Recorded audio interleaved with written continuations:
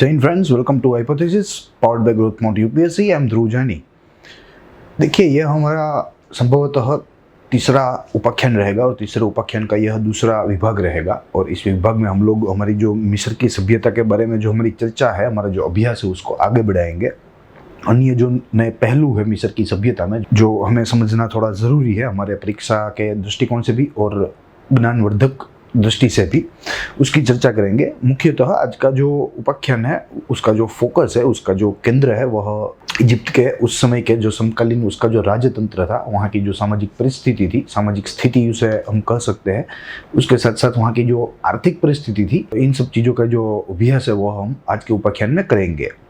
पहले उपाख्यान में world history के हमने इवोल्यूशन ऑफ लाइफ देखा था कि कैसे मनुष्य जो है, उसकी जो आधुनिक मनुष्य तक की जो यात्रा है, आदि मानव से आधुनिक मनुष्य तक की जो यात्रा है, वो उसने कैसे तय की। उसके साथ साथ हमने अन्य थियरीज भी देखी थी, अन्य जो कॉन्सेप्ट होते हैं वो भी देखे थे, जिसमें इवोल्यूशन ऑफ लाइफ की बात आती है, जीवन की उत्क्रांति के जो सिद्धांत हम उसे कह सकते हैं। उसके अलावा उसके बाद हमने देखा था कि कैसे जो इजिप्शियन सिविलाइजेशन का जो एमरजेंस है, इसका जो उद्भव है, प्राचीन मिस्र की सभ्यता, वह दरअसल एक प्राथमिक बिंदु है मानव के सांस्कृतिक काल के उदय में। क्लियर, यह एक एकदम शुरुआती काल है, शुरुआती बिंदु हम उसे कह सकते हैं। इसकी बात भी हमने की। अगले हमारे उपाख्यान में हमने वहाँ का राजकीय इतिहास देखा, political history of ancient Egypt जो हमने बात की, उसमें उसके तहत हमने 3-4 विभागों को भी स्पर्श किया, जिसमें प्राचीन युग यानी कि पिरामिड युग है, उसके बाद सामंत युग आता है, उसके बाद जो है साम्राज्य युग आता है, उसके बाद जो अलग अलग आक्रमण हुए इजिप्ट की धरती के ऊपर, जिसे वेरियस इन्वेशंस कहा जाता है। ईरान के राजाओं ने आक्रमण किए, उसके बाद जो ग्रीक के राजा थे अलेक्जेंडर, जिसे हम कह सकते हैं सिकंदर, उसने भी आक्रमण किया, और उसके बाद रोमन सम्राटों ने भी कई आक्रमण किए, और इजिप्ट जो था वह रोमन का जो गुलाम है वह बन गया था। क्लियर, तो यहाँ तक की यात्रा हमने की थी। आज से हम इन पहलुओं को तपासेंगे, जिसमें मुख्यतः राजतंत्र का उल्लेख आता है। राजतंत्र के साथ साथ सामाजिक स्थिति है, और सामाजिक स्थिति के साथ साथ एक और भी चर्चा हम यहाँ करेंगे, जिसमें आर्थिक स्थिति की बात आएगी। आर्थिक स्थिति, क्लियर, इसकी भी बात करेंगे कि कैसे प्राचीन मिस्र में जो अर्थतंत्र था उसका वह चलता था, लोग जो थे वे कौन से व्यवसाय के साथ जुड़े हुए थे, उसकी भी चर्चा करेंगे। तो हमारा जो समय है उसको बचाते हुए हम लोग जल्दी से ही अपना जो आज का जो लेक्चर है उसको शुरू करते हैं। देखिए, सबसे पहले तो हमें राजतंत्र देखना है कि वहाँ का जो एडमिनिस्ट्रेटिव सिस्टम था वह दरअसल कैसा था, राजा का पद कहाँ पे था, उस पूरी सिस्टम में, उसको भी हम लोग देखेंगे, उसको भी हम लोग तपासेंगे। चलिए, इजिप्ट का राजतंत्र व्यवस्थित था, क्लियर, उसमें कोई दिक्कत नहीं थी। और इतने प्राचीन समय में, इतने अर्ली टाइम्स में ऐसा तगड़ा राजतंत्र होना अपने आप में ही एक जो है बड़ी बात है, अपने आप में ही एक विशिष्ट बात है। राजतंत्र में राजा जो था वह सर्वोपरि था, एपेक्स। जैसे आज के समय में इंडिया के संदर्भ में हम लोग बोल सकते हैं कि the supreme court is actually the apex. Clear, तो कुछ ऐसा ही राजा का जो पद था वह प्राचीन मिस्र में हुआ करता था। यहाँ का राजतंत्र धर्म के रंग से रंगीन था, यानी कि धर्म से प्रभावित था, धर्म से प्रभावित। प्राचीन दुनिया का, प्राचीन विश्व का कोई भी ऐसा राजतंत्र नहीं था, किसी भी राज्य का, कि जो धर्म के रंग से रंगीन ना हो। लगभग महत्तम, यानी कि आप कह सकते हो मैक्सिमम नंबर ऑफ जो स्टेट्स थे प्राचीन समय में, वे जो स्टेट्स थे वे दरअसल धर्म से प्रभावित होते थे और धर्म की पकड़ में थे। इसका हम और भी एक अर्थ निकाल सकते हैं कि धर्म की पकड़ थी, धर्म की पकड़। जो पूरा राजतंत्र था, पूरा जो ढांचा था, उसके ऊपर धर्म जो था वह उसके ऊपर भी राज करता था। दरअसल जो है राजा जो था वो भी धर्मगुरु ही था एक प्रकार का, क्योंकि वो सब धर्मगुरुओं का गुरु कहलाता था मिस्रवासियों की मान्यता के अनुसार। तो इसी के अनुसार हम लोग कह सकते हैं कि राजतंत्र जो था प्राचीन मिस्र का, वह दरअसल धर्म के रंग से रंगीन था, धर्म की पकड़ में था। राजा के दो मुख्य कार्य थे, हम दोनों को वर्गीकृत कर सकते हैं, हम उन दोनों को क्लासिफाई कर सकते हैं। दरअसल यह जो फंक्शन था राजा का, वह समय के ऊपर आधारित था। कैसा समय है, शांत समय है तो उसका जो कार्य था वह अलग था, और अगर युद्ध का समय है, अगर आपातकालीन समय है, इमरजेंसी है, तो उस समय भी राजा जो था उसका जो कार्य था वह थोड़ा भिन्न था, थोड़ा अलग था। देखते हैं, अगर शांति के समय की बात करें, शांति के समय में तो राजा जो था वह न्याय का कार्य करता था, न्याय का कार्य, क्योंकि जो शांत समय था उसमें अन्य कोई कार्य नहीं थे महत्वपूर्ण कार्य राजा के लिए, तो राजा जो एक बचे हुए महत्वपूर्ण कार्य थे उनमें से एक जो अच्छा कार्य न्याय बांटने का था वह काम करता था। अगर युद्ध परिस्थिति की बात करें, युद्ध स्थिति, तो राजा जो था वह लश्कर का नेतृत्व करता था, लश्कर का नेतृत्व। ये एक बड़ी बात है। आमतौर पर हमने देखा है कि राजा जो है वह दरअसल जंग के मैदान में एकदम आखिरी में जाता है। क्लियर, उसके पहले उसके जो सिपाही होते हैं, उसके जो सैनिक होते हैं, उसका जो सैन्य होता है, वह जो लश्कर है वह दरअसल राजा के लिए लड़ता था। और अगर बाद में ऐसा लगे कि भाई अब हम हार ही जाएंगे, तो तब जाके राजा जो है वह खुद युद्ध मैदान में, रणभूमि में उतरता था। मगर अगर यहाँ के संस्कृति की बात करें, यहाँ की सिस्टम की, यहाँ की पद्धति की बात करें, तो राजा जो था वह युद्ध में आम सैनिकों के साथ हथियार बंद होके रणभूमि में उतरता था और दुश्मनों के साथ लड़ता था। Clear, he was actually A common soldier, A common warrior in the mid of battle field, जो अपने आप में ही एक बड़ी बात है। आमतौर पर जो राजा होते थे अलग अलग देशों में, अलग अलग समय खंडों में, वे दरअसल अपने सैन्य के ऊपर निर्भर रहते थे कि उसके लिए, राजा के लिए जो उसका जो सैन्य था वही लड़ाई लड़ता था। मगर यहाँ कुछ बात और थी, राजा जो था वह खुद ही रणभूमि में उतरता था बिना संकोच के हथियार लिए। उसके बाद इजिप्ट के राजतंत्र में राजा सर्वोपरि माना जाता था। देखिए, राजा सर्वोपरि इसको क्यों माना जाता था, इसके पीछे कई कारण है।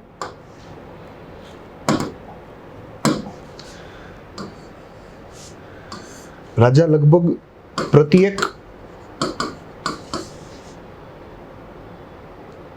मंत्रालय का वड़ा रहता था। प्रत्येक मंत्रालय का कोई भी डिपार्टमेंट हो, कोई भी जो है राजतंत्र का अंग हो, वह अंग का जो मुखिया है वह राजा ही रहता था। वो न्याय हो या पब्लिक एडमिनिस्ट्रेशन हो, राज्य वहीवट हो, या कह लीजिए पुलिस हो, या कह लीजिए लश्कर हो, या कह लीजिए गुप्तचर हो, कोई भी अंग हो सरकार का, राजतंत्र का, उसका जो वड़ा जो था वह राजा था। राजा दरअसल पूरे राजतंत्र की जो हायरार्की होती है, जो ढांचा होता है, उसके ऊपर बैठता था। उसके बाद राजा की सत्ता अबाधित थी।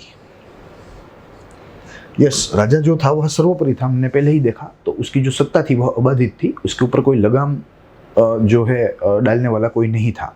और इसी की वजह से कई बार राजा अपनी सत्ता का दुरुपयोग भी करता था। हमने देखा है, इजिप्ट के बारे में ही हमने हमारे लेक्चर में बात की थी कि जो इकनाथोन राजवी था,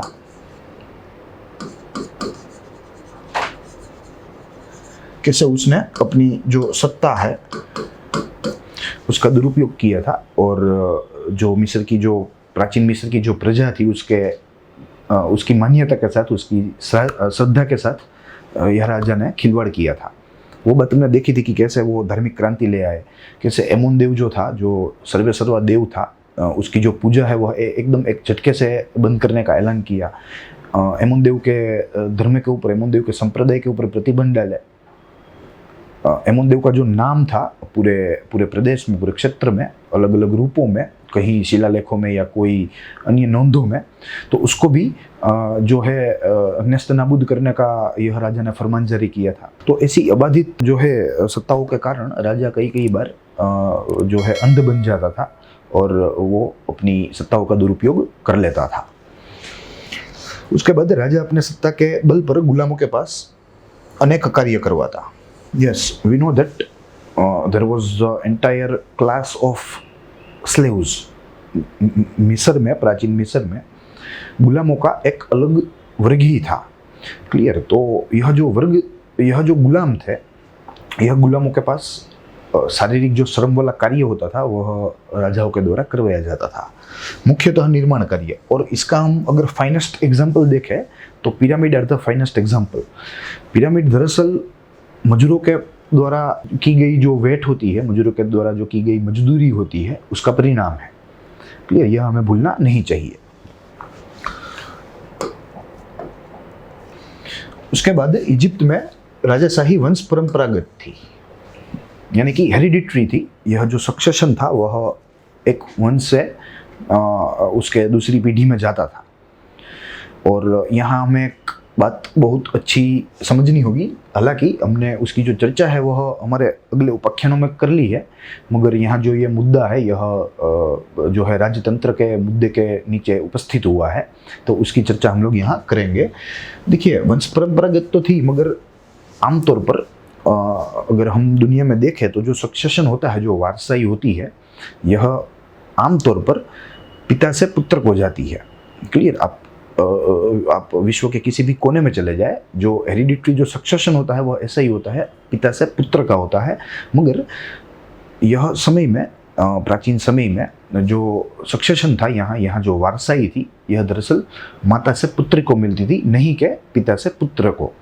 क्लियर। तो दिस शुड बी नोटेड। और मुझे लगता है कि यह एक अपने आप में एक बहुत ही अलग बात है, बहुत ही विशिष्ट बात है।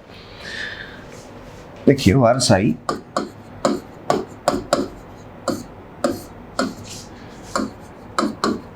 माता से पुत्री को, और जो राजा बनता था वह दरअसल अपनी पत्नी के नाम पे राज्य का वहीवट संभालता था और राज्य का वहीवट करता था। क्लियर। तो this was the whole scenario. राजा रानी के नाम पे राज्य वहीवट, यह एक बहुत ही विभिन्न बात है, बहुत ही अलग बात है, बहुत ही आश्चर्य देने वाली बात हम लोग कह सकते हैं। क्लियर। तो माता से पुत्री को सक्सेशन मिलता था। पुत्री जिसके साथ विवाह करे वह बनता था राजा, और वो अपनी पत्नी यानी कि रानी के नाम पर पूरे राज्य का वहीवट संभालता था। हालांकि वास्तविक जो सत्ता थी, वास्तविक जो मुखिया थी, वह थी रानी। राजा जो था वह एक नाम का था। यही बात, यही मैकेनिज्म हम आज के समय हमारे इंडियन कॉन्स्टिट्यूशन में देख सकते हैं कि कैसे जो प्रेसिडेंट होता है वह एक जो नाम भर का एक राष्ट्र प्रमुख होता है, और कैसे जो प्रधानमंत्री होता है वह प्रेसिडेंट के नाम पर राज्य का वहीवट करता है। तो अगर राजा और रानी की बात करें, रानी जो थी वह दरअसल प्रतीकात्मक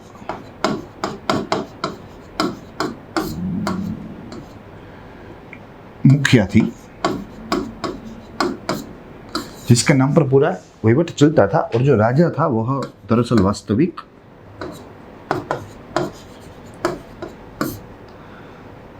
मुखिया था, जिसके नाम पर दरअसल कुछ नहीं था, जिसके नाम पर कुछ नहीं होता था, मगर जो एग्जीक्यूशन का जो पावर था, जो कार्य करने की शक्ति थी, वह राजा में सीमित थी, वह राजा में निहित थी।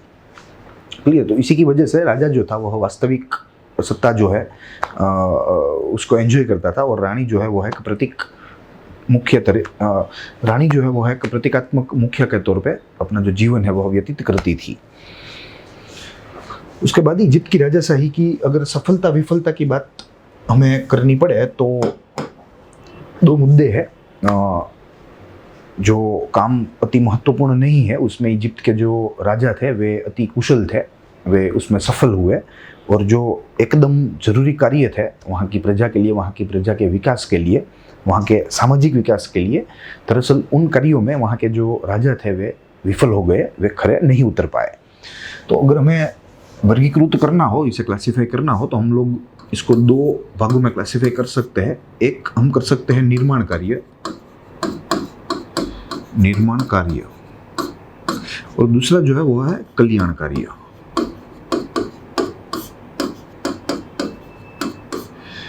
क्लियर? तो निर्माण कार्य में वे लोग सफल थे, हमें कोई शंका नहीं है। आप लोग वहाँ का स्थापत्य देख सकते हो, एक पिरामिड ही काफ़ी है, मगर पिरामिड के साथ साथ अन्य जो स्थापत्य है वे भी बहुत अच्छे हैं। वहाँ का टाउन प्लानिंग भी थोड़ा अच्छा था।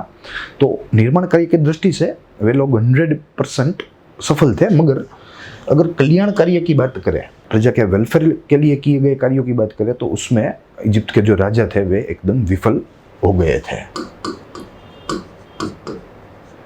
तो यह बात हमें ध्यान रखनी होगी। उसके बाद इजिप्ट के महत्तम राजवी भोगविलासी थे, क्योंकि यहाँ की जो तिजोरी थी वह प्रजा के कर से भर जाती थी और उसके बाद राजा के ऊपर कोई जो है लगाम नहीं थी। तो इसी के चलते यहाँ के जो राजा थे वे मूलभूत भोगविलासी बन गए। उसके बाद राजा राज्य का सर्वकक्षा का मुखिया था। यस, उसकी बात हमने की कि एक भी डिपार्टमेंट ऐसा नहीं था, एक भी मंत्रालय ऐसा नहीं था जिसका जो वड़ा है वह राजा ना हो। क्लियर? तो सर्वकक्षा का वड़ा उसे अपने राज्य में माना जाता था।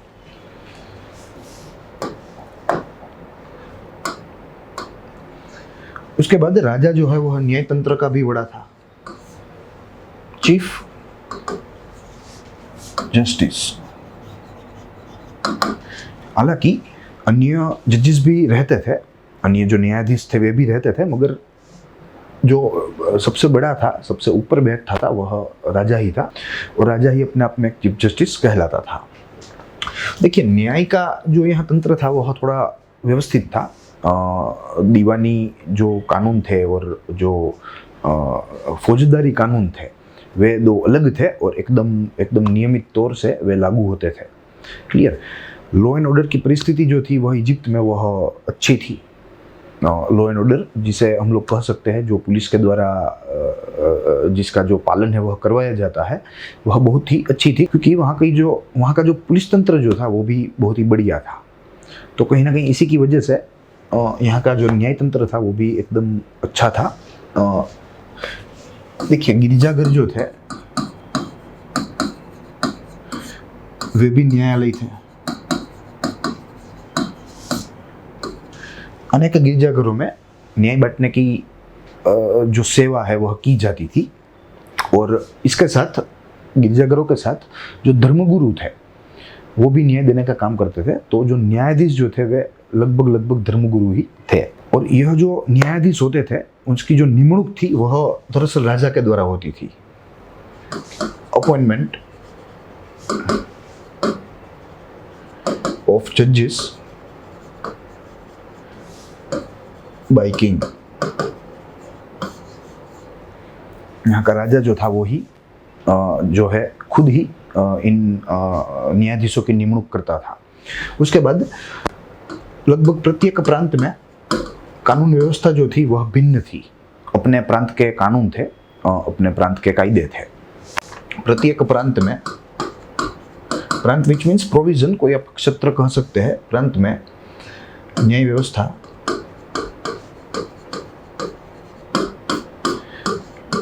भिन्न थी।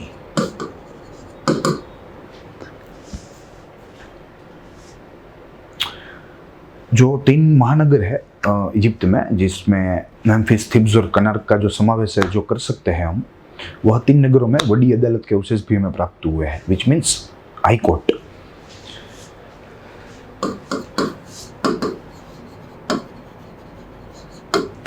बड़े बड़े शहरों में, जिसमें मेम्फिस,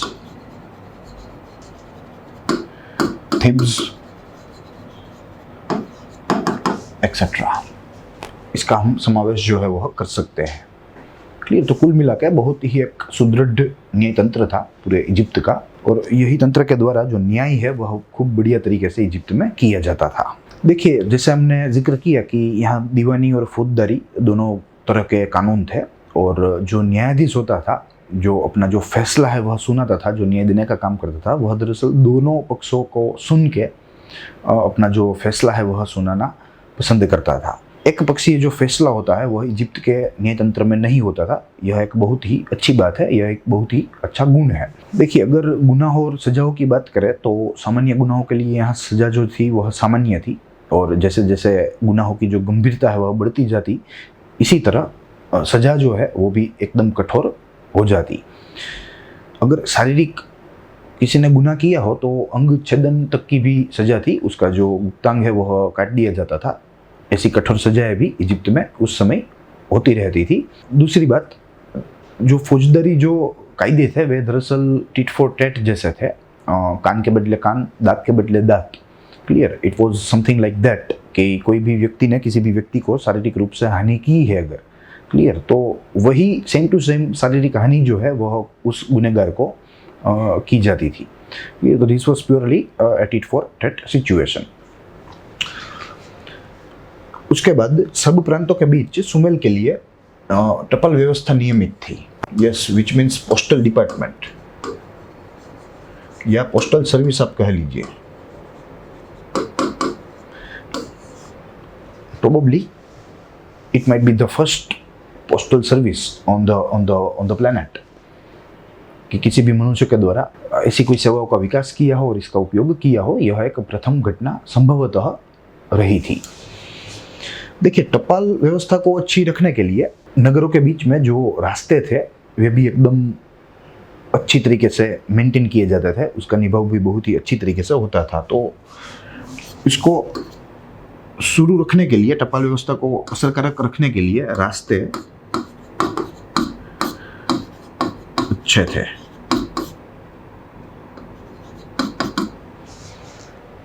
क्योंकि अगर रास्ते अच्छे हुए तो ही परिवहन जो है वह एकदम आसान रहेगा। अगर रास्ते खराब हुए तो परिवहन जो है वह आसान नहीं रहेगा, और इसी की वजह से जो डाक सेवा है वो भी प्रभावित हो सकती है। तो डाक सेवा को असरकारक बढ़िया बनाए रखने के लिए रास्ते जो है वे भी बढ़िया रखे जाते थे। उसके बाद राज्य में कायदा व अनुशासन बरकरार रखने के लिए पुलिस तंत्र, जिसे हम लॉ एंड ऑर्डर कह सकते हैं। उसके बाद राजा की तरफ से अलग अलग कर वसूले जाते थे, जिसका जिक्र हमने किया। There were multiple types of taxes which were collected from the ancient Egyptian people। और यह जो कर होते थे उसके जो नाम होते थे वे देवों के नाम पे होते थे, जो वहाँ के स्थानिक मशहूर देव होते थे, प्रख्यात देव इजिप्ट में, उसके नाम से यहाँ जो कर है उसका नाम रख दिया जाता था। तो यहाँ मुझे लिखना ज़रूरी लगता है कि करों के नाम स्थानिक देवों पर।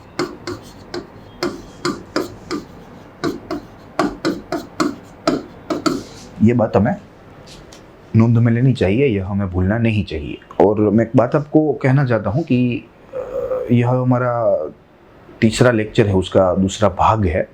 तो अगर आपको अच्छी तरीके से अपनी पढ़ाई करनी है तो आपको यह जो लेक्चर आ रहे हैं उसके सामने आपको फुलस्केप जो नोटबुक होती है वो और पेन पेंसिल लेके आपको देखना होगा और नोट डाउन करते रहना होगा, तभी आपको इसका जो ऑप्टिमम यूटिलाइजेशन है वो आप कर पाएंगे और आपको भी यह एकदम बेनिफिशियरी होगा। तो आप लिखते जाइए पूरा लेक्चर। डॉक्यूमेंटेशन तो है ही, वो थोड़ा कलरफुल रहेगा, मगर आप लिखोगे तो आपकी जो लेखन शैली है उसके साथ साथ कई सारे पहलुओं में फेरफार आएंगे जो आपके लिए अच्छा होगा। क्लियर। तो और यह जो यूट्यूब के ज़माने में हमारे पास ऐसी फैसिलिटीज़ रहती है, हम लोग पॉज प्ले कर सकते हैं जितनी बार चाहे उतनी बार। तो आप साथ में लिखते जाइए। कोई भी ऐसे मुद्दे जो हो जिसका जिक्र मैं करूं तो वो आप जो है अपने तरीके से आपको जैसे पसंद आए उस तरीके से आप उसको नोट डाउन कर सकते हैं। ये बात आपको भूलनी नहीं चाहिए।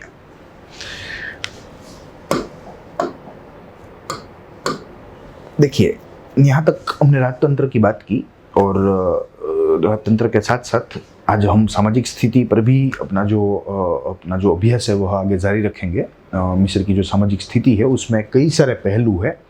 पहले हम लोग सामाजिक स्थिति का ओवरव्यू लेंगे, उसके बाद इसके जो अंदर के जो सब टॉपिक्स है उसको भी एक्सप्लोर करेंगे। यहाँ इसके सब टॉपिक्स में there are multiple. For example let me tell you, रहठान, आहार विहार, अलंकार, उसके बाद बाग बगीचे, थोड़े मिसलेनियस टॉपिक्स है बट यहाँ हमें जिक्र करना ज़रूरी है। नौकर चाकर एक्सेट्रा इफ एनी, थोड़ा मिसलेनियस है मगर इसका जो जिक्र है यह हमारे लिए थोड़ा ज़रूरी है हमारी परीक्षा की दृष्टि से, क्योंकि परीक्षा में कोई बात तय नहीं होती कि मेन टॉपिक्स में ही आएगा या मिसलेनियस में आएगा, कहीं से भी आ सकता है। तो इसको टैकल करने के लिए हमारे पास एक ओवरव्यू, एक 360 डिग्री जो व्यू है किसी भी विषय विशेष में हमारे पास होना चाहिए। यही एक तरीका है इन एग्ज़ामों को टैकल करने का। देखिए, इजिप्ट का समाज जो है वह अनेक मिश्र प्रजा से बना था। देखिए, there were multiple tribes who actually came या who actually migrated in the basin area of river Nile, क्योंकि यह एक बहुत ही उपजाऊ और बहुत ही जो है अच्छा प्रदेश था, रहने के लिए भी अच्छा था और आर्थिक दृष्टि से भी यह एक बहुत उपजाऊ था। और मनुष्य जो है वह अभी नया नया खेती करना सीखा था, तो इसी की वजह से मनुष्य जो है वह एक तक में रहता था कि कब वो एक बढ़िया नदी के आसपास अपना जो रहने का जो वहीवट है वह कर ले। उसी के तहत आज के इजिप्ट के सराउंडिंग्स जो नेशंस है वह प्रदेशों से कई सारी मात्रा में कई लोग जो थे वे इजिप्ट में आए। तो इसी लोगों से इजिप्ट का जो समाज है वह बना है। तो यह स्वाभाविक है कि यह समाज जो है वह मिश्र हो, यह समाज जो है वह पचरंगी हो, यानी कि मल्टीपल ट्राइब से बना हो। और यहाँ भी वंशवाद था, इस समय भी वंशवाद जिसे हम रेसिज्म कह सकते हैं। तो उस आरंभ के काल में भी यह जो एक दुष्व्यवहार है यह तो भी मौजूद था। समाज का उच्च वर्ग था वो सामान्य रूप से पतला और गोरा था, मगर यहाँ का जो वतनी था वह काला था, क्योंकि उससे तेज धूप में मजदूरी करनी पड़ती थी। बाहर के जो लोग हैं वे अपने आर्थिक कार्य में निपुण थे, तो वे लोग थोड़े धनिक हो गए, मगर यहाँ का जो लोकल था वह लोकल इतना निपुण नहीं था और इसी की वजह से वे गरीब ही रह गए और मजदूरी करते रहे। पुरुष जो था वह सामान्य रूप से बाल नहीं रखता था, लेकिन दाढ़ी रखता था। कई बार पुरुष जो थे वे विग पहनते थे, यानी कि कृत्रिम बाल की जो विग होती है उसका प्रयोग भी होता था। और जो विशेष मौके होते हैं, विशेष उत्सव होते हैं, उस समय सारा जो समाज है उसके जो पुरुष है वे विग धारण करते थे। सामान्यतः जो राजा होता था उसकी जो विग होती थी वह सबसे बड़ी होती थी, सबसे भिन्न होती थी, कि देख के ही लग जाए कि यह कोई सामान्य मानवी नहीं है, यह कोई राजकुटुंब का या राजा ही होगा। तो विग सामान्य लोग,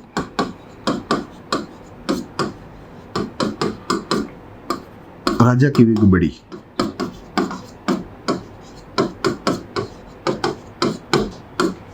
और भिन्न भी। यह पुरुष के मुख अंडाकार थे, आंखें गहरी थी, होठ मोटे थे, उसके नाक छोटे थे और बदन जो था वह एकदम सुदृढ़ था। देखिए, अभी जो है मॉडर्न मैन का एडवेंट हुआ है, तो this are actually initial modern mans. ये जो लोग थे, मॉडर्न मैन का स्वरूप विकसित हो गया था, मगर उसके बाद उसकी यह जो बैच है यह प्रथम बैच थी। मुझे लगता है कि आप समझ गए होंगे। देखिए, क्या है, उत्क्रांति जो है वह एक निरंतर चलती प्रक्रिया है। किसी भी समय वह थोपती नहीं, किसी भी समय वह रुकती नहीं। तो आज के दिन हम में भी उत्क्रांति जो है वह एक निरंतर चलती रहती प्रक्रिया है। आज से 5 बरस बाद भी मनुष्य के बाह्य देखाव में फेरफार आएंगे। आज से 10 बरस बाद भी आएंगे, 15 बरस बाद भी आएंगे। क्लियर? तो देवर इनिशियल, और मॉडर्न मैन जो है वह अभी उसका उद्भव हुआ ही था। अब उसका विकास जो है वह धीरे धीरे आगे होता जा रहा था। इजिप्ट के लोग अपने होठ एवं नखों को रंगते थे, विच मीन्स शौकीन थे। सौंदर्य प्रसाधनों के, मेकअप के यहाँ के लोग जो थे वे शौकीन थे। हमें थोड़ी माहिती प्राप्त होती है, उससे हमें लगता है कि यहाँ के जो लोग थे वे सुगंधीदार तेल का इस्तेमाल करते थे। सुगंधीदार तेल का इस्तेमाल। यहाँ की जो स्त्रियां थी वे अपने बाल जो थे वे बहुत ही अच्छी तरीके से उसकी जो संभाल है वह लेती थी, which means they were very caring, they were very conscious about their hairs. Ancient Egyptian women की बात कर रहा हूँ मैं। और उसके साथ साथ हमें पिरामिड में भी मेकअप किट मिली है।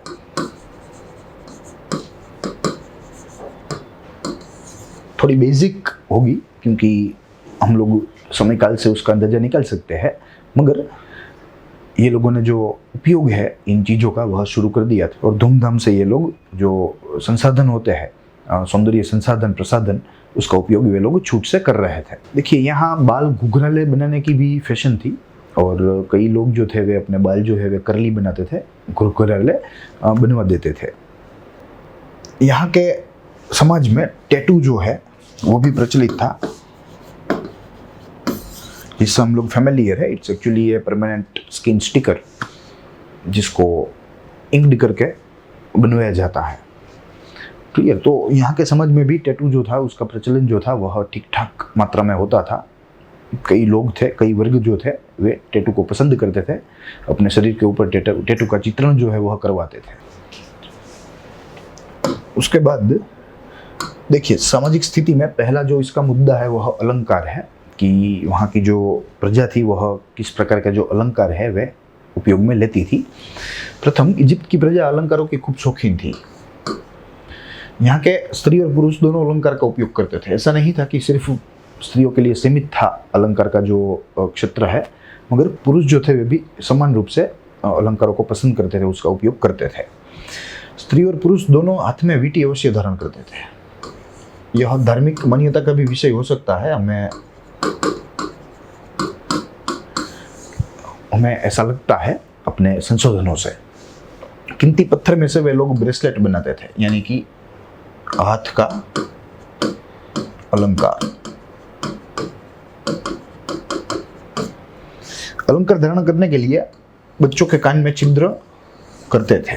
आज के समय जो कई धर्मों में जो मान्यताएं होती है कि बच्चे जो है उसके कान के छिद्र करवाए जाए, कई ऐसी जातियां है, प्रजातियां है, उसमें पुत्रों के कान का भी छेदन होता है। आमतौर पर यह जो छेदन जो है वह दरअसल पुत्रियों का ही किया जाता है, मगर कई सारी जाति है भारत में जिसमें जो पुत्र होता है उसके भी दोनों कानों का छेदन करवाया जाता है। उसके बाद अगर पहरवेश की बात करें इजिप्ट के संदर्भ में, तो यहाँ एकदम सिंपल पहरवेश था। और मैं आपको बता दूं कि यहाँ जो सुई थी वह, उसका जो आविष्कार है वह एकदम बाद में हुआ, एकदम देर से हुआ। तो शुरुआती समय में यहाँ के जो लोग थे वे सामान्यतः बिन सिए हुए कपड़ों का ही इस्तेमाल करते थे, क्योंकि सुई का जो आविष्कार है वह हुआ नहीं था। इन लोगों को आइडिया ही नहीं था कि ऐसे कपड़ों को धागे के द्वारा ऐसे बांध सकते हैं हम लोग और ऐसे इसका उपयोग कर सकते हैं, इसका उन लोगों को अंदाजा भी नहीं था। लगभग 12 वर्ष तक बच्चे दिगंबर अवस्था में थे। Yes, which means no clothes on their body। बच्चे हैं तो स्वाभाविक है। मिस्र में सुई का आविष्कार देर से हुआ, और जैसे कि मैंने बताया कि बिन सिए कपड़ों का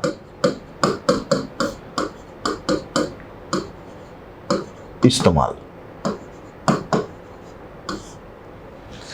स्त्रियां घुटने तक का शन का पोशाक पहनती थी, जूट। और यह जो पोशाक होता था उसका जो गला होता था वह वी शेप का होता था। उसका जो गला होता था वह वी शेप का होता था। और जो शन है, शन का जो उत्पादन है यहाँ भारी मात्रा में होता था। और इसकी एक जो वजह है कि इजिप्ट का जो एरिया है पूरा, यह पूरा मुख्य त्रिकोण प्रदेश के ऊपर बना हुआ है, डेल्टा के ऊपर। और डेल्टा किसका? विश्व की बड़ी नदी का, नाइल का। तो हम लोग समझ सकते हैं कि इसका जो डेल्टा है वह कितना रिच होगा, कितना फर्टाइल होगा। सामान्य नदियों का भी डेल्टा फर्टाइल होता है, तो ये तो नाइल है। तो इसके मुख्य त्रिकोण में तो जो है, जो उर्वरता है, जो फर्टिलिटी है, वह एक टोच की होनी चाहिए। और इसी की वजह से इन लोगों को जूट का जो उत्पादन है वह एकदम बड़ी मात्रा में मिलता था। और ये लोग बाहर जो जूट है वे भेजते भी थे। और इसमें से अपना जो गुजरान है वे चलाते थे। पुरुष कमर पर पट्टा और लुंगी धारण करता था। आमतौर पर उसका जो कमर के ऊपर का जो बदन था वह दरअसल बिन कपड़ों का ही रखता था। शुरुआत में ये लोग सादा कपड़ा का इस्तेमाल करते थे because there was no embroidery.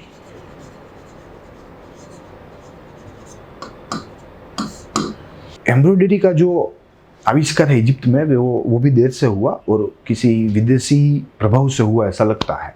और लगभग 26वें राजवंश के समय के दौरान हमें पहला एम्ब्रॉयडरी का अवशेष प्राप्त हुआ है। इसका पहला पुरावा हमें प्राप्त हुआ है। तो अगले 25 राजवंशों तक एम्ब्रॉयडरी जो है उसकी कोई परिभाषा, उसकी कोई परिकल्पना नहीं थी पूरे मिस्र में। उसके बाद बुनाई कला इन लोगों ने रोमन प्रजा से सीखी, विच मीन्स वीविंग। सुई ही नहीं थी तो ये लोग बुनाई भी नहीं करना जानते थे। फिर धीरे धीरे सुई का आविष्कार हुआ, ये लोग सुई का उपयोग करने लगे और बाद में और इन लोगों ने रोमन प्रभाव से जो बुनाई कला है वो सीखी और उसका उपयोग करना चालू किया। एक बात यहाँ छूट रही है, यहाँ की जो सुई थी इसका जो आकार था वह लंबा था और जो सुई थी उसकी जो चौड़ाई थी वह थोड़ी बड़ी थी, चौड़ी थी। आमतौर पर हम लोग एकदम पतली और एकदम जो है धारदार सुई देखते हैं, मगर मिस्र की जो प्राथमिक सुई थी उसका आकार जो था वह थोड़ा भिन्न था, थोड़ा अलग था। उसके बाद अगर हम आहार विहार की बात करें तो प्राचीन कब्रों में से जो अवशेष हमें प्राप्त हुए हैं उस पर से हमें इन लोगों के आहार विहार के बारे में पता चलता है। कई सारे अवशेष जो है वे हमें कब्रों से, यानी कि पिरामिड, देखिए प्राचीन कब्रें की बात आए और मिस्र आए तो हमें पिरामिड याद कर ही लेना चाहिए, उसमें कोई हमारी गलती नहीं है। इसलिए तो जो कब्रें थी, जो पिरामिड थे, उसमें से जो हमें अवशेष मिले हैं उस अवशेषों से हमें उन लोगों के खाने पीने के जो तौर तरीके थे उसका पता चला है। दरअसल कई पिरामिडों में से खाने पीने की वस्तु की पूरी सूची हमें प्राप्त हुई है कि उस समय में ये लोग जो थे वे कौन कौन सी चीज़ों का अपने खाने में उपयोग करते थे, उसकी पूरी सूची हमें मिली है। ये हमारे लिए एक बहुत अच्छी बात है, पूरी सूची। और जैसे जैसे संशोधन होते गए इस सूची में से हमें मालूम पड़ा कि यह सूची में 15 प्रकार की ब्रेड और केक, उस समय की हम बात कर रहे हैं, केक एंड ब्रेड के नाम हमें प्राप्त हुए हैं। तो इसी की वजह से हमें यह लगता है कि यहाँ की जो प्रजा थी वह आहार विहार में आगे थी। ये लोग आहार विहार में कई सारी चीज़ों का लाभ लेते थे। यह प्रजा मध का खूब उपयोग करती थी, हनी। यह लोग सब्जी में प्याज का, ऑनियन,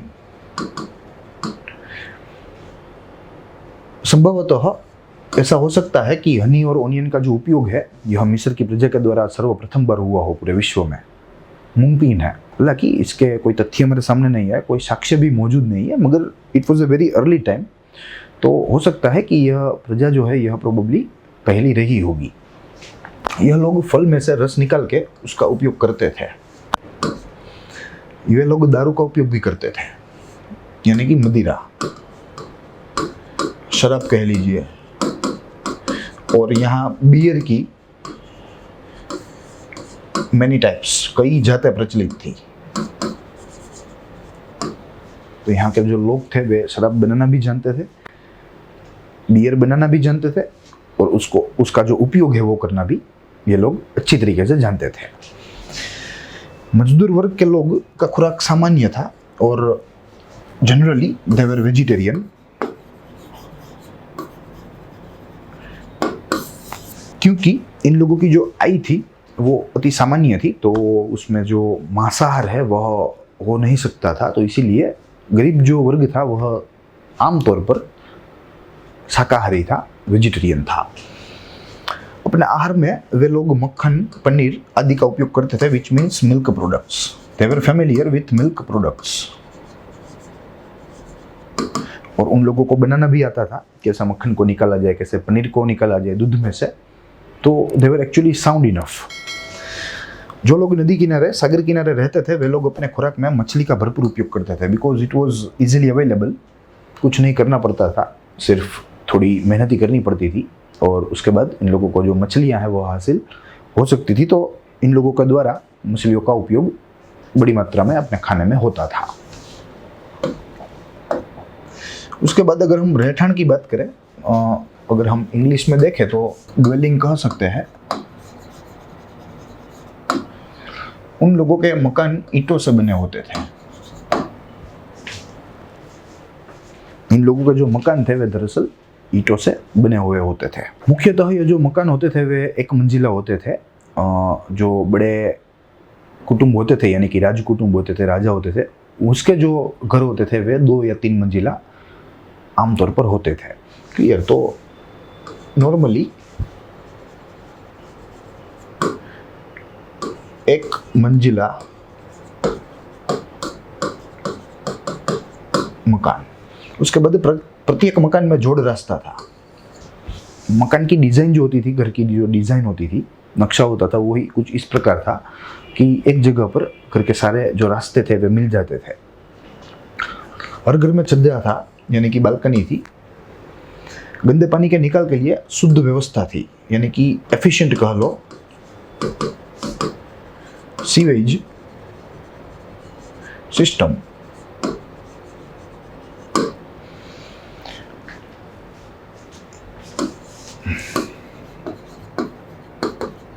इजिप्ट के नगरों का आयोजन बहुत व्यवस्थित था।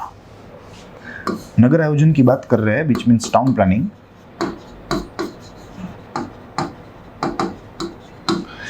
अच्छा था। इतने अर्ली एजेस में इतना अच्छा नगर नियोजन, नगर आयोजन अपने आप में ही एक बहुत बड़ी बात थी।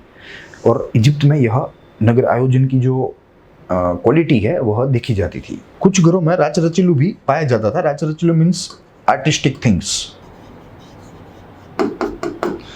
घर को सजाने के लिए, घर की सजावट के लिए जो कलात्मक चीज़ें रखी जाती है, ये इजिप्ट के कुछ मकानों में से, कुछ घरों में से हमें प्राप्त हुई है। क्लियर? तो ये बात इन लोगों की जो कला प्रियता है उसको दर्शाता है, उसका दर्शन हमें करवाता है। कला प्रियता का दर्शन की, वहाँ की जो प्रजा थी वो कला प्रेमी थी, कला का उपयोग भरपूर मात्रा में करती थी।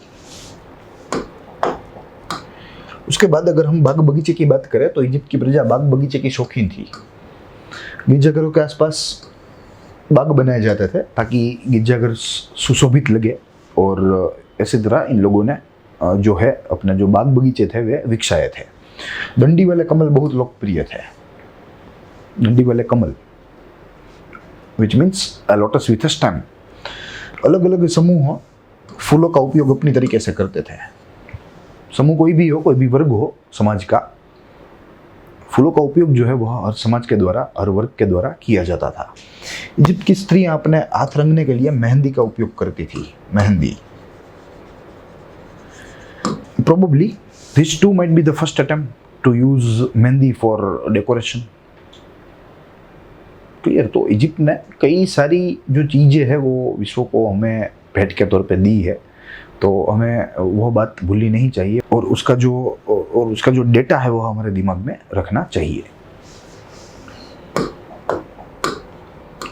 उसके बाद नौकर चाकर की बात आई। इजिप्ट में अमीरों और राजाओं के घर नौकर रहते थे।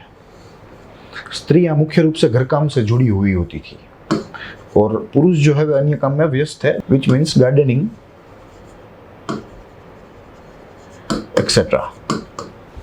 गार्डनिंग जैसे कई सारे कामों में पुरुष जो थे वे व्यस्त रहते थे। स्त्रियां सामान्य तौर पर घर काम में व्यस्त रहती थी, और जो बड़े लोग होते थे, जो अमीर उमरा और राजा होते थे, उनके घरों में नौकर चाकर जो है वे रखे जाते थे। उसके बाद रमत गमत की अगर बात करें, इजिप्ट की प्रजा के रमत गमत के शौक के बारे में बात करें तो यहाँ की जो प्रजा थी, यहाँ की प्रजा का हर वर्ग जो था वह रमत गमत का शौकीन था।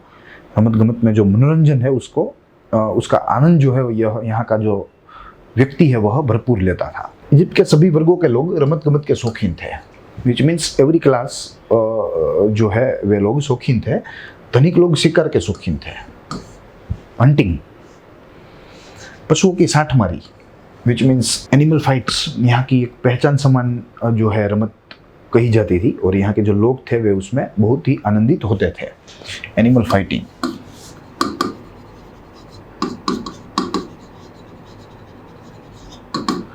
उसके बाद घोड़ा दौड़ व रथ दौड़ की रमत प्रचार में थी, विच मीन्स रेस। कुश्ती, सांता कुकड़ी रमत भी लोकप्रिय थी।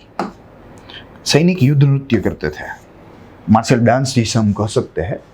सैनिकों का मोरल जो है, उसका जो जुस्सा है, उसको हाई करने के लिए, और अगर जीत पाई हो तो उस जीत की खुशी मनाने के लिए यहाँ के जो सैनिक थे वे युद्ध नृत्य बहुत अच्छी तरीके से करते थे। देखिए, यहाँ तक जो है हमारा सामाजिक स्थिति का विषय रहा।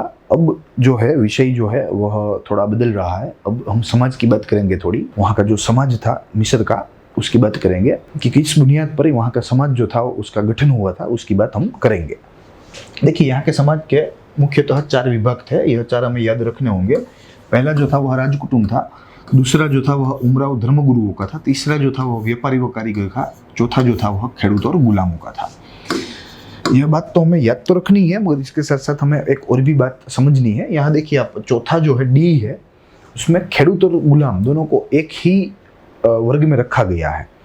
तो इसी बात से हमें यह प्रतीत होता है, और हम यह सोच सकते हैं, या हम एक निष्कर्ष निकाल सकते हैं कि अवश्य यहाँ के जो खेडूत थे मिस्र के, प्राचीन मिस्र के खेडूत, उसकी स्थिति जो थी वो भी दयनीय थी, इतनी दयनीय थी जितनी गुलामों की थी। ये बात हम लोग यहाँ से जो है कंक्लूड कर सकते हैं।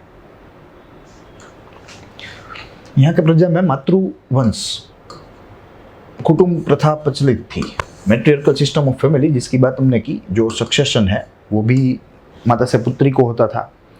घर की सर्व भी स्त्री ही रहती थी। It is actually in a contradiction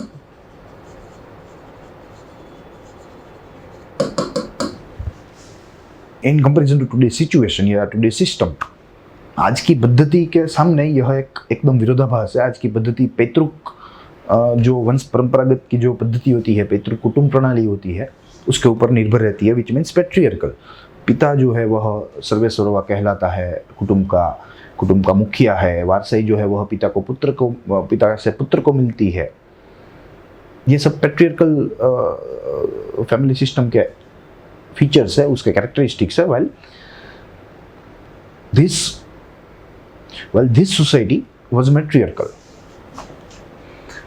यहाँ एक ही लहू के सगे के साथ शादी करने का रिवाज था। एक ही लहू के सगे के साथ, और हमने आगे भी जिक्र किया था जब हम थुतमोस की बात कर रहे थे, यानी कि जब हम साम्राज्य युग देख रहे थे, उसका अभ्यास कर रहे थे, तब हमने जिक्र किया था। कई सारे हमें उल्लेख मिले हैं, कई सारे हमें ऐसे साक्ष्य मिले हैं जिसमें भाई बहन की शादी हुई हो, बाप बेटी की शादी हुई हो। तो यह एक बहुत सामान्य बात थी। और ऐसा क्यों था? क्योंकि देखिए, मैट्रियार्कल सिस्टम है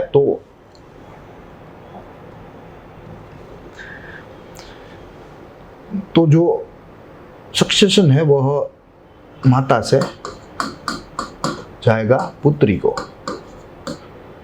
अब पुत्री जिसके साथ शादी करेगी, राजा वो बनेगा। तो क्या होता था कि अगर माता को पुत्री है और एक पुत्र भी है, तो पुत्री जो है यह पुत्र के साथ ही शादी कर लेती थी। तो राज्य जो है उसकी मालिकी है, वह कुटुंब के बाहर नहीं जाती। तो इसी की वजह से एक लहू के बीच में जो शादी की प्रथा थी वह एकदम सामान्य बन गई पूरे इजिप्ट में। यही एक मुख्य कारण था। क्लियर? कई बार ऐसे उल्लेख भी हमें मिले हैं कि कोई पिता ने अपना राज्य बचाने के लिए, अपना राज्य ना खोने के लिए अपनी बेटी के साथ शादी की हो। अगर ऐसा राजा नहीं करता तो जो बेटी है जिसके साथ शादी करती, वह पूरा राज्य जो है वह दामाद का हो जाता। इससे बचने के लिए कई राजाओं ने भी अपनी पुत्रियों के साथ शादी की है। ऐसा उल्लेख हमें मिलता है। 19वें वंश का एक रामासीस था, जिसका उल्लेख हमने हमारे राज्य के इतिहास में किया था। यह राजा ने, ऐसा कहा जाता है कि यह राजा ने अपने राज्य को बचाने के लिए अपनी पुत्री के साथ विवाह किए थे। तो रामासीस। यहाँ अनेक बार राज्य अपने पास रखने के लिए बाप अपनी बेटी के साथ विवाह करता था। It was a very normal. मिस्र के समाज में बहुपत्नी की प्रथा प्रचलित थी, पॉलीगैमी, बहुपत्नीत्वता। हालांकि यहाँ की जो स्त्री थी उसके द्वारा किए गए जो व्यभिचार थे उसको माफ नहीं किया जाता था, उसके लिए सजा का भी प्रावधान था। मगर पुरुष के संदर्भ में यह जो व्यभिचार है वह चलता था थोड़े बहुत मात्रा में। उसके बाद अगर हम स्त्रियों का स्थान देखें, status of women in the ancient Egyptian society की बात करें, तो मिस्र के समाज में स्त्रियों का स्थान अच्छा था, उसमें कोई हमें शंका नहीं है। सार्वजनिक जीवन में स्त्री खुल के भाग ले सकती थी, which means free. Gender equality, gender equality जो है, हालांकि यह टर्म नहीं होगी तब, मगर बिना टर्म के, बिना नाम के यह चीज जो है उसको अचीव किया जाता था। दुर्भाग्यवश हमारे समय में हमारे पास टर्म है, मगर इस टर्म को हम लोग अचीव नहीं कर पा रहे हैं। उसके बाद यहाँ के पुरुष में स्त्री जीवन की भावना का संचय जो है वह होता था। बाद में मिस्र की स्त्रियां की स्वतंत्रता को देख के हुए ग्रीक मुसाफिर जो होते थे वे आश्चर्यचकित हो जाते थे, क्योंकि उन लोगों को लगता था कि इतनी स्वतंत्रताएं महिलाओं को क्यों दी जा रही है, क्यों मिस्र की महिला जो है वे अपने पुरुष के साथ कंधे से कंधा मिला रही है। तो ये सब लोग यहाँ आते थे व्यापारी उद्देश्यों से, और यह सब समाज की जो परिस्थिति है, यह परिस्थिति को देख के यह सब लोग जो है वह दंग रह जाते थे। और यहाँ के जो ग्रीक मुसाफिर थे उन लोगों ने एक बढ़िया सा नाम दिया था इजिप्ट के पुरुषों के लिए, जिसे कहियाग्रा कंथ कहा जाता था। कहियाग्रा कंथ को हम लोग कह सकते हैं कि कोई भी जो पुरुष है वह एकदम किसी भी बात को मान जाए, सब बातों को मान जाए, ऐसा कोई पुरुष है उसे ऐसा कोई पति है उसे कहियाग्रा कंथ कह सकते हैं। कंथ मीन्स पति। मैं यहाँ लिखने की कोशिश कर रहा हूँ।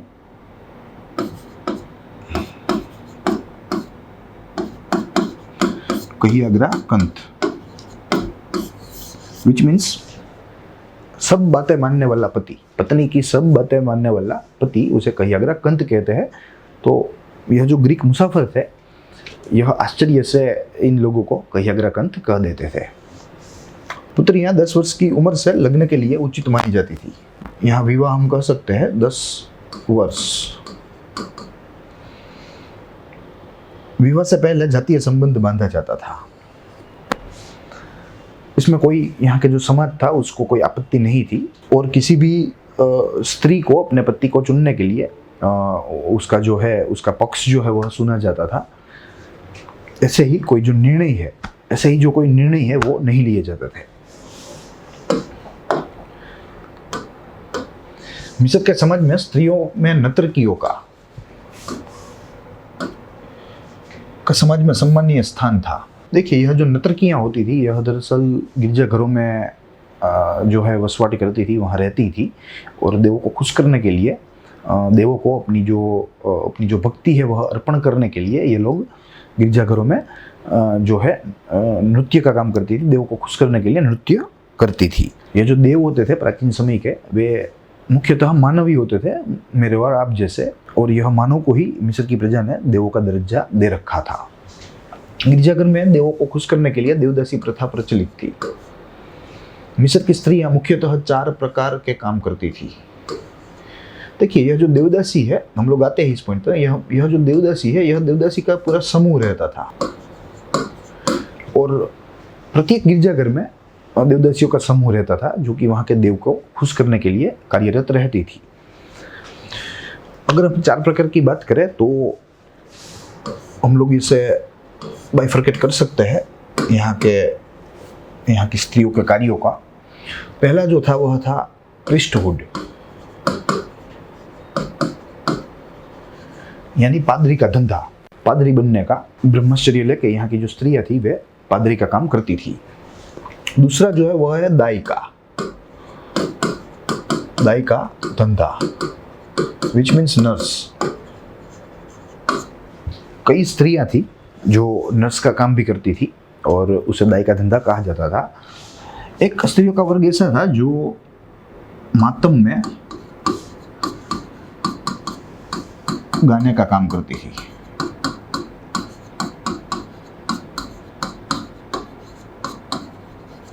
और जो आखिरी जो वर्ग था स्त्रियों का, वह नाचने का काम करती थी।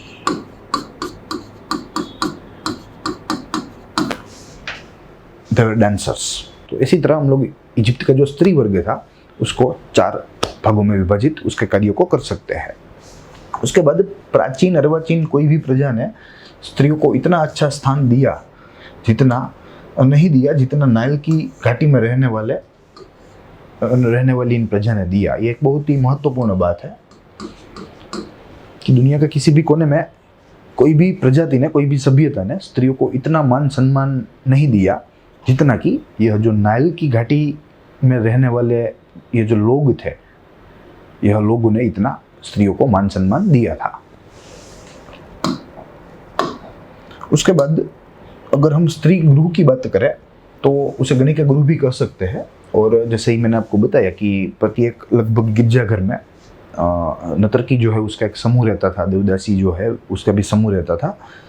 देवदासी और नर्तकी जो है way one and the same ही है, दोनों में जो है 19-20 का फर्क है, वरना वे दोनों वर्ग सेम ही है। उस समाज में नर्तकियों का एक विशिष्ट वर्ग अस्तित्व में था। गिरिजाघरों में यह देवदासियों के नाम से जाना जाता था। धनिकों के अपने जनान खाने थे, आरएम, जहां यह जो धनिक लोग होते थे वे अनेक स्त्रियों को रखते थे और अपने जो आवेग है उसको शांत करते थे। ये देवदासियां स्वच्छ पारदर्शी कपड़े पहनती थी, व्हाइट। यह वर्ग का समाज में सम्माननीय स्थान था। हालांकि दे वर डांसर्स बट स्टिल उन लोगों का जो स्थान था, उन लोगों की जो स्थिति थी, यह सम्माननीय थी, अच्छी थी। उसके बाद अगर गुलाम प्रथा की बात करें तो हमें मालूम है कि इजिप्ट के संदर्भ में गुलामी प्रथा जो थी वह प्रचलित थी। वहाँ का जो समाज था उसमें गुलामों का समावेशन जो है वह होता था। समाज में सबसे निचली कक्षा का वर्ग गुलामों का था, जिसके साथ हमने खेडूत भी देखे। मुख्यतः जो लोग गुलाम थे वे युद्ध कैदी थे, दे वर प्रिजनर्स ऑफ वॉर। महत्तम जो परिश्रम युक्त काम रहता था वह गुलामों के पास करवाया जाता था। गुलामों के ऊपर मालिक की दया रहती थी।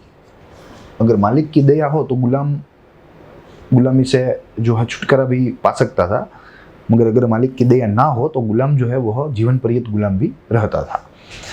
गुलामों को ऋण चुकाने के लिए बेचे जाते थे। महत्तम गुलाम जीवन पर्यंत गुलामी रहते थे। अगर मालिक की दया ना हुई हो तो वे लोग अपने जीवन पर्यंत गुलामी रहते थे। बहुसंख्यक समाज जो था वह गरीब था। इजिप्ट का जो बहुसंख्यक समाज जो था वह दरअसल गरीब था।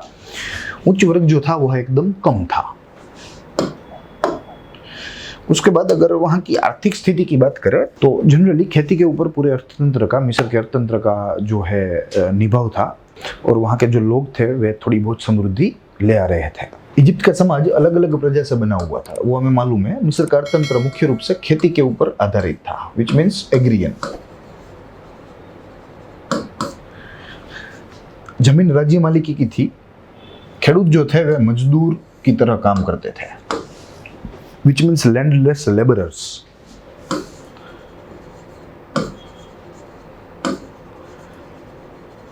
और कोई भी देश हो, कोई भी समय हो, लैंडलेस लेबरर्स जो है उन लोगों की जो परिस्थिति होती है वह सदैव के लिए दयनीय ही होती है। खेती को प्रोत्साहन मिले इस वजह से नहरों को तैयार किया गया था, कैनाल, विच मीन्स इरिगेशन।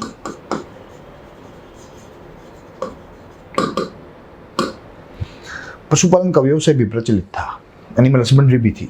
खेती के साथ ही उसका आविष्कार हुआ था। राज्य की तरफ से खेती को प्रोत्साहन भी मिलता था।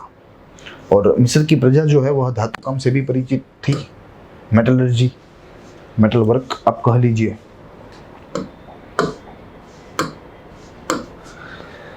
समाज में इंजीनियरिंग कौशल था, और यह इंजीनियरिंग कौशल हमें pyramid,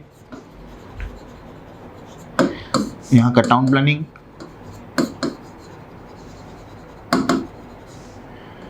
construction of canals,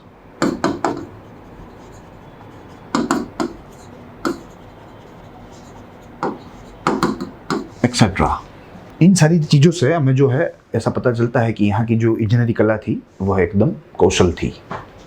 Egypt के लोग पेपिरस नामक वनस्पति से सादड़ी यानी कि कंबल और कागज यानी कि पेपर, ये हमें मालूम है, हमने पेपिरस का फोटो भी देखा था। एक वनस्पति है और इसी वनस्पति से यहाँ के प्राचीन समय के लोगों ने कागज बनाने की और कंबल बनाने का प्रयास किया था और वे लोग सफल भी हुए थे।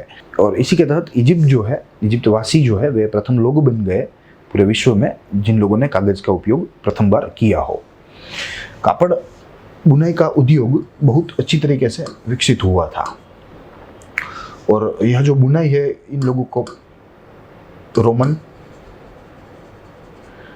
लोगों से मिली है। ये लोगों का जो ज्ञान है वह रोमन लोगों ने इन लोगों को दिया।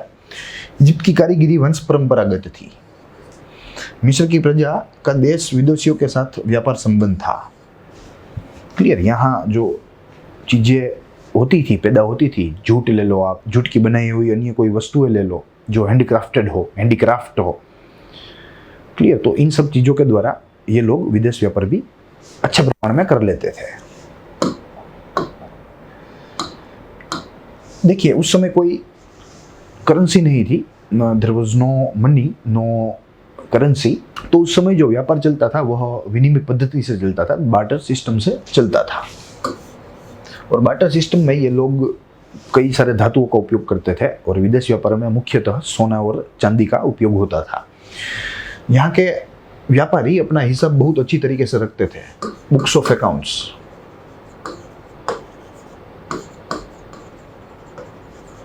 तो ये लोग भी संभवतः पहले है बुक्स ऑफ अकाउंट्स रखने में। मिस्र में सिक्कों का उपयोग नहीं हुआ है, नो कॉइन्स। इस तरह से मिस्र आर्थिक दृष्टि से खूब समृद्ध देश था। तो इस तरह अगर हम बात करें तो मिस्र जो था, भले ही करेंसी नहीं थी मगर जो समृद्धि थी वह बहुत ही थी मिस्र में, क्योंकि यह जो प्रदेश था वो भी पूरा उपजाऊ प्रदेश था और इसका जो लाभ है वह मिस्र को मिला, मिस्र के अर्थतंत्र को मिला। आज का जो उपाख्यान था उसमें हमने कई सारे तथ्यों की बात की। हमने राजतंत्र देखा, वहाँ की सामाजिक स्थिति देखी, वहाँ का समाज देखा, उसके बाद आर्थिक स्थिति देखी और अन्य जो उसके आंतरिक जो यूनिट्स थे उसके भी चर्चा की, उसकी भी बात की। इसकी जो रिटन डॉक्यूमेंट है वो आपको मिल जाएगी, वो भी एकदम फ्री में, as soon as possible. We are working on that. तो यह पूरे उपाख्यान में इतना ही। अब अगले उपाख्यान में अगले विषय के बारे में बात करेंगे। प्रोबेबली वह धार्मिक स्थिति रहेगी हमारे इजिप्ट के बारे में, और यहाँ की जो धार्मिक स्थिति है वह इतनी पेचीदी है, इतनी बड़ी है कि उसके लिए हमें एक समर्पित उपाख्यान जो है वह बनाना होगा। तो मिलते हैं नेक्स्ट लेक्चर में। Till then, stay tuned, stay safe, stay watching Growth Mount education.